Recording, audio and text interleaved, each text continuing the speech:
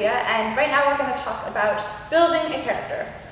So you've gotten your script, and you're in a play, or whatever you're in, and you have this character, and now you have to figure out how you're going to take this character from some words on a page into something that lives and breathes and walks around and says things or does things.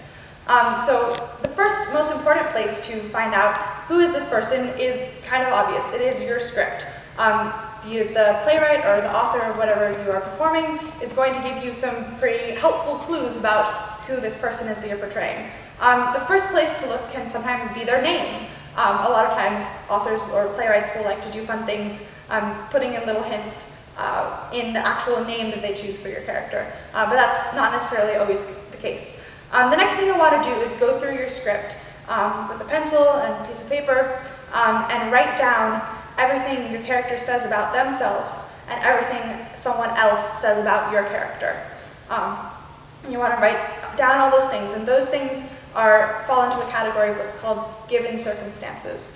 Those are facts. Those are things that are in your groundwork that the playwright has given you as information that you can use to start building your character. So you're going to want to look at each of those things, no matter how obvious or how cryptic they might be, and start to break them open and start to figure out what they tell you about who your character is. Another level of the character, as we said before in the first video, the most important parts, or the main tools that you're going to use as an actor are your mind, your body, and your voice. So that sort of falls into the mind category. Who is this person? What are they thinking about? What's their story? Sometimes actors like to write out what's called a backstory, where using the clues that they have in the text or using their own imaginations, they sort of write out what has happened to the character in the past. They fill in the gaps from the information that the playwright has given them. And that can be helpful in creating a more round character, is what it's called.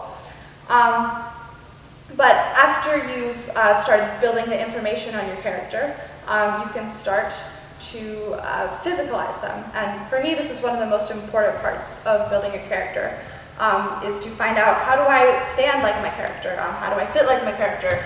What does my character sound like? That's more in voice. Me personally, I always find my way into a character through their hands. Some people say, oh, when I put on a costume, then I feel like my character. I always like to pick a thing to do with their hands to find the character. So you can just play around with it, see what feels right. Every rehearsal, try a different hand position. And sometimes, for me, that always brings out whoever this person is, or that's a good way in. It doesn't have to be hands, it can also be posture, it can be a little nervous tick. It's called, the hand thing is called like a signature gesture. So you want to find something that your character does. We all have these in real life. For example, I keep doing this. So maybe your character does this, I don't know, something like that. So physicalizing in a very specific gesture, and then general posture. You know, does your character have good posture? Do they have a higher status? Are they more deferential compared to the other people on stage? So just walk around a room as your character and figure out how they walk. Do they walk fast? Do they walk slow? Do they limp a little bit? All these things can tell you a lot about who your character is and can make them more of an actual person. The other thing is, of course, your voice.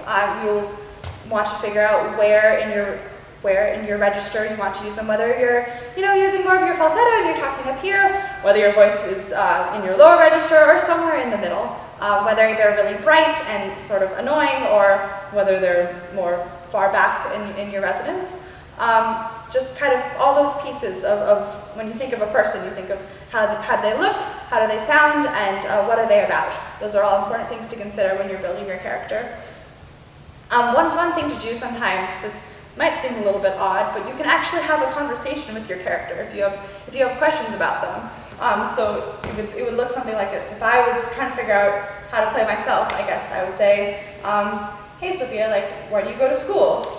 And I come over here and say, hey, I go to Civil Friends School. And you say, how long have you been going there? And you just you can go back and forth and actually have a conversation with your character, and interesting things will come out of that. Another interesting thing you can do is an exercise where you literally walk through the character's life. So if I started over here, and the point over there, here's where they're born, and maybe there is the point where you meet them in the play. You can walk super slowly and go through in your mind everything that's important events that are happening in their life, whether these are ones that are referenced in the play or whether these are ones you've made up yourself. It's just a good way to spend some time with your character. But again, the most important thing, I think, is whatever the playwright has given you. And the more you explore the text and the more you listen out for those hints, the better your character will be. In the next video, we're going to talk a little bit about auditioning.